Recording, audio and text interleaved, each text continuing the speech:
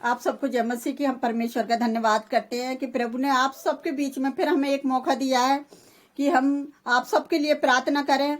और आज हम कुछ वचनों को देखेंगे कि जो प्रभु ने हमें वचन से द्वारा हमसे बातचीत करना चाह रहा है। तो आज का जो वचन है लूका 19 का 1 से 10 तक, और आज का जो विषय है चुंगी लेने वाला जक्कई। तो आइए कोई वचन पढ़ेगा। वह यरीहो में प्रवेश करके जा रहा था। वहाँ जक्कई नामक एक मनुष्य था जो चुंगी लेने वालों का सरदार था और धनी था। हालेलुया। वह जक्कई नाम का एक मनुष्य था जो चुंगी लेने वालों का सरदार था और वह धनी था। वह यीशु को देखना चाहता था कि वह कौन सा है, परंतु भीड़ के कारण देख ना सकता था क्योंकि वह नाटा था। यहाँ देख रहे हो कि ये एक धनी व्यक्ति है और किस तरह से ये भीड़ में जाकर यीशु को देखना चाहता है, लेकिन क्या था कि ये यीशु को भीड़ में देख नहीं पाता, नाटा था। अगला पढ़ेंगे। तब उसको देखने के लिए वह आगे दौड़कर एक गूलर के पेड़ पर चढ़ गया क्योंकि यीशु उसी मार्ग से जाने वाला था।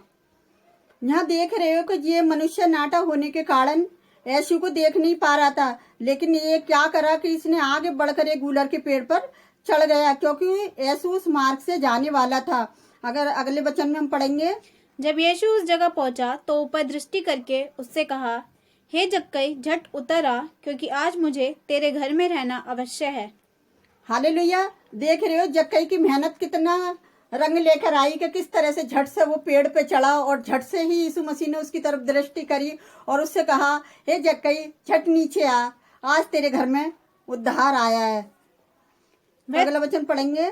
वह तुरंत उतरकर आनंद से उसे अपने घर ले गया।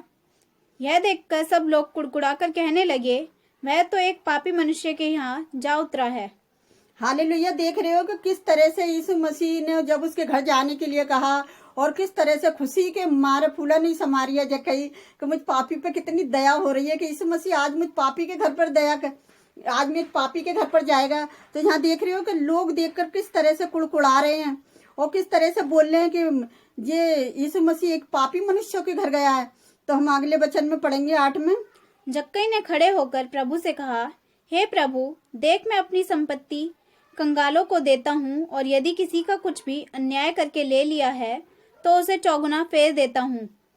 यहाँ देख रहे हो कि यीशु मसीह के बोलने से ही पहले अपने पापों को गिना रिया है कि प्रभु मैं किस तरह से कमाता हूँ और किस तरह से दुगना में गरीबों को वापस कर देता हूँ। तो इस तरह से जक्कई के जो मन की बात थी वो यीशु मसीह सब जानने थे कि किस तरह से इसने अपने पापों को मान लिया है। तो हम अगला वचन पढ़ेंगे। तब यीशु ने उससे कहा, आज इस घर में उद्धार आया है, इसीलिए कि यह भी अब्राहम का एक पुत्र है।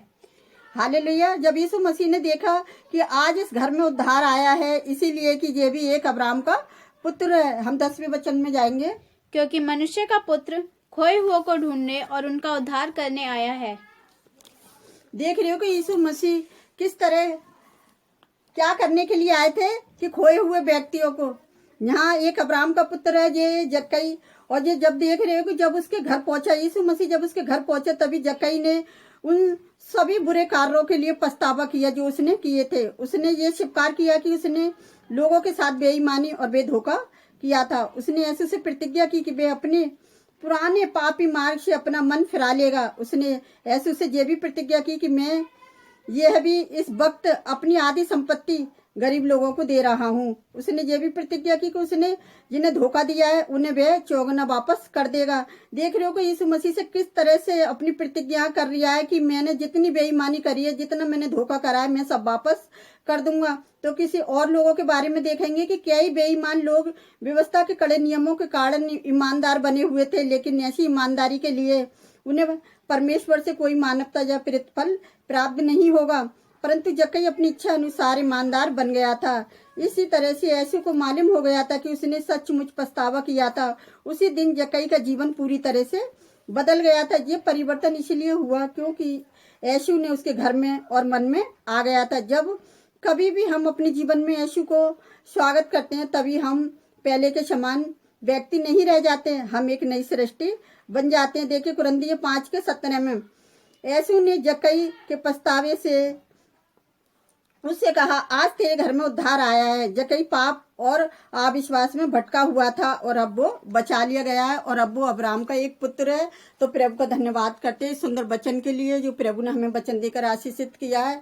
और अभी हमें इन लोगों को जरूरत है कि जो प्रभु ने हमें वचन दिए उन वचनों को हमें क्या करना है, जक्कई जैसे लोगों के पास तक पहुंचाने हैं ताकि वो भी जक्कई की तरह बचा लिए जाएं। तो हम परमेश्वर का धन्यवाद करते हैं आज के वचन के लिए। आइए हम सब मिलकर प्रार्थना करते हैं और आप भी हमारे साथ सब मिलकर प्रार्थना करें। हालेलुया हालेलुया, धन्यवाद धन्यवाद धन्यवाद। Thank you Jesus, thank you Jesus. मेरे महान और अनुग्रहकारी पिता आपका धन्यवाद करते हैं सुंदर समय के लिए प्यारे जुबा परमेश्वर कि फिर आपने हमें ब्लेसिंग प्रार्थना में एक मौका दिया और सुंदर वचन देकर आशीषित किया है कि आपने किस तरह से पिता जक्कई को बचा लिया पिताजी और किस तरह से आप उसके जीवन में आ गए पिता। कितना वो खुशी से फूला नहीं समा रहा था प्यारे जुबा परमेश्वर की आपने उसके मन की बात को जान लिया है कि उसने अपने पापा को मान लिया था और वो छोड़ने के लिए तैयार था आपके कहने से पहले ही मेरे पिता परमेश्वर। तो आज मैं उन व्यक्तियों के लिए भी प्रार्थना करती पिता जो जक्कई की तरह भटके हुए लोग हैं प्यारे जुबा परमेश्वर। उसी तरह से आपने जक्कई के जीवन को बदला उसी तरह से आप उनके जीवन को बदलें पिताजी के आपके बेटे बेटी कहीं भटक न जाएं प्यारे जुबा परमेश्वर। आप उनकी सहायता उनकी मदद करें जो ऐसे मार्ग पर चल रहे हैं प्यारे जुबा परमेश्वर। आप उनके भी जीवनों में आ जाएं जो आपका वेलकम करते हैं आपका स्वागत करते हैं प्यारे जुबा परमेश्वर।